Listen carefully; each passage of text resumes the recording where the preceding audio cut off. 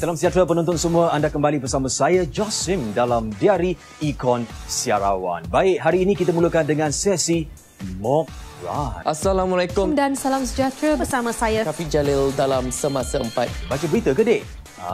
Jangan takut. Buat yang terbaik, alright? Pertubuhan Kesihatan Dunia WHO meningkatkan kerjasama dengan Brazil untuk membangunkan vaksin menentang virus Zika. Menteri Kesihatan Brazil Marcelo Castro berkata, Institut Butantan di negara itu sedang bekerjasama.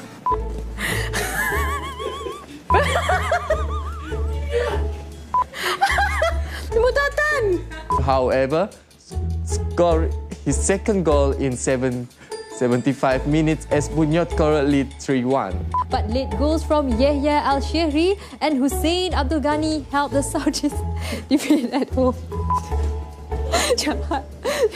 Faces torn the Sheikh Said front in Aleppo. Neither rebels group is included in the agreed ceasefire plan. Dah lah! Sepanjang 4 hari di Unit Berita TV, kerja-kerja mereka itu semua dipantau. Yang bagus tu dijamin tinggi, makanya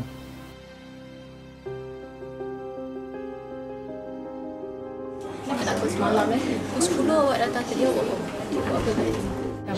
Wartawan yang perlu bertugas ke lokasi untuk membuat liputan, sejam awal memang kena bergerak ke lokasi supaya dapat membuat persediaan di tempat membuat liputan. Tak sekarang ni, kalau semalam dah tahu pasal Joko, semalam Maggie dah boleh cari telefon reporter. Sekarang ni awak tahu semua? Tadi dah kau ingat? Tak, sekarang ni awak tak boleh dah. Awak dah tunjuk dengan abang. Sorry, sebab hari ni saya tengah pergi job dengan abang. Dia off ni job faham. Tengok roster depan mata. Ini sekejap ya. Tak apalah, saya letak telefon ni. Vanessa, sekarang nak pukul berapa? Dah? Oh, ini seorang. Boleh?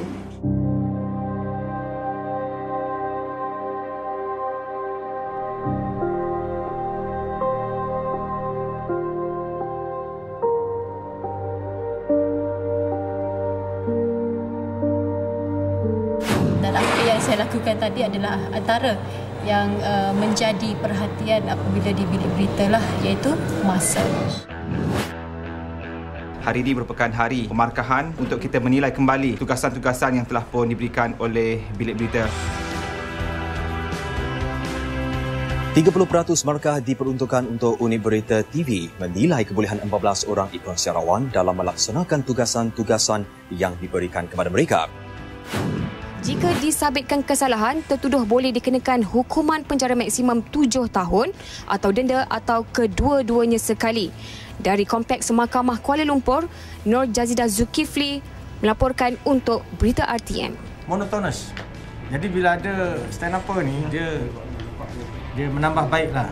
Bukan itu saja, pasukan ketenteraan yang turut hadir pada hari ini akan memberikan perkongsian bagi meningkatkan sistem perkhidmatan awam. Andy Reza, Berita RTM. Presentation of news item ataupun reporting everything kan, tak ada pada meloncat ke satu tahap yang lebih tinggi tau. Dia ikut macam kita yang buat sekarang ni.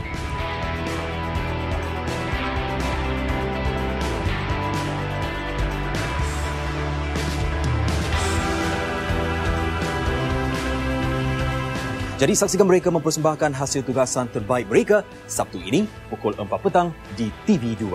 Jadi saya Josim, kita jumpa nanti. Bye-bye.